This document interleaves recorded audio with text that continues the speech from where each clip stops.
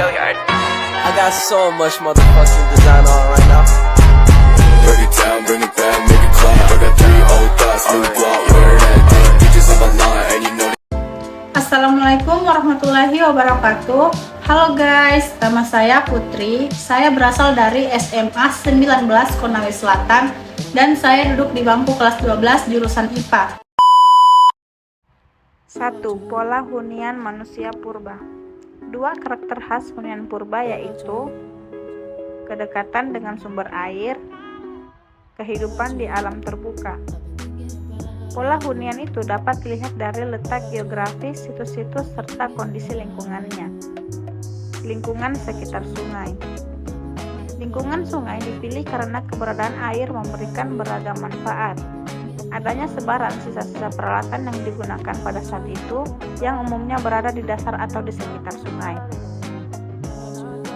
Seperti situs-situs purba di sepanjang aliran Bengawan Solo, Sangiran Sambung Macan, Trinil, Ngawi, dan Ngandong.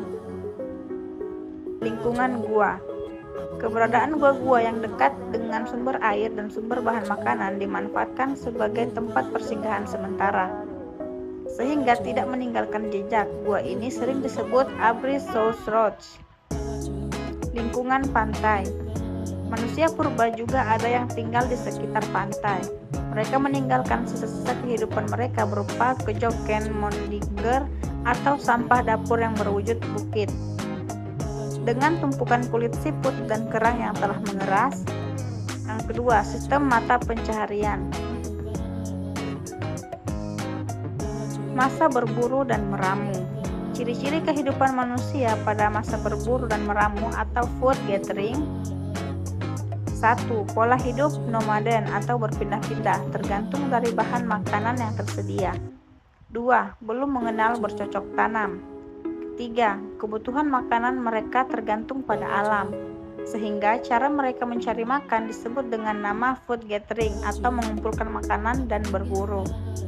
Alat-alat yang digunakan terbuat dari batu yang masih sederhana dan masih kasar, belum halus.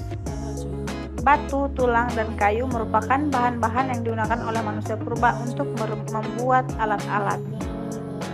Masa bercocok tanam. Ciri-ciri kehidupan manusia pada masa bercocok tanam atau food producing. 1. Peralihan zaman Mesolitikum ke Neolitikum menandakan adanya revolusi kebudayaan dari food gathering menuju food producing, dengan Homo sapiens sebagai pendukungnya. 2. Kehidupan mereka sudah mulai menetap, sehingga mereka tidak hanya mengumpulkan makanan, tetapi memproduksi makanan dengan menanam. 3. Peralatan pokoknya adalah jenis kapak persegi dan kapak lonjong.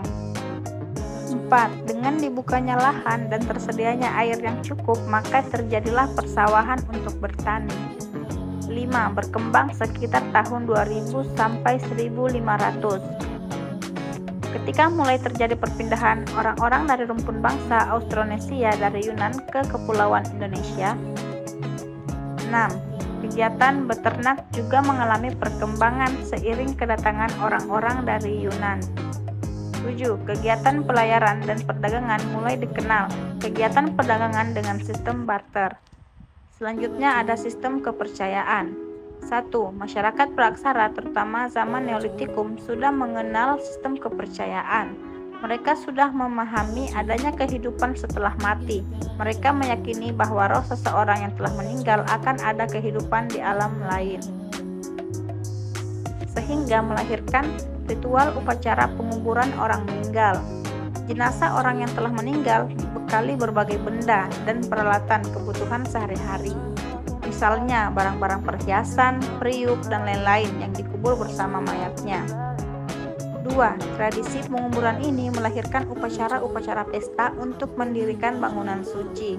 Mereka percaya manusia yang meninggal akan mendapatkan kebahagiaan jika mayatnya ditempatkan pada susunan batu-batu besar, misalnya pada peti batu atau sarkofagus.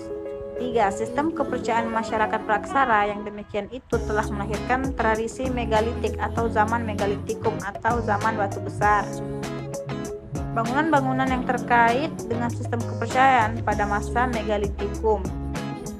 Menhir merupakan tugu batu yang tegak tempat pemujaan terhadap arwah leluhur. Banyak ditemukan di Sumatera, Sulawesi Tengah, serta Kalimantan. Sarkofagus. Sarkofagus menyerupai peti mayat atau keranda dari batu yang bentuknya seperti palung atau lesung, tetapi mempunyai tutup. Banyak ditemukan di daerah Bali. Dolmen. Dolmen adalah meja batu tempat meletakkan sesaji yang akan dipersembahkan.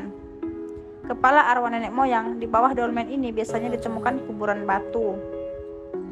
Kuburan atau peti batu. Kubur batu yang fungsinya sebagai peti mayat. Bedanya ialah kubur batu ini dibuat dari lempengan batu, sedangkan dolmen dan sarkofagus dibuat dari batu utuh. Banyak ditemukan di daerah Kuningan, Jawa Barat, dan Nusa Tenggara. Waruga. Waruga adalah kuburan batu yang berbentuk kubus atau bulat, terbuat dari batu yang utuh. Waruga ini banyak ditemukan di Sulawesi Utara dan Sulawesi Tengah. Punden berundak-undak. Bangunan ini berfungsi sebagai tempat pemujaan yang berupa batu tersusun secara bertingkat-tingkat. Banyak ditemukan di daerah Lebak, Sibeduk, Banten Selatan.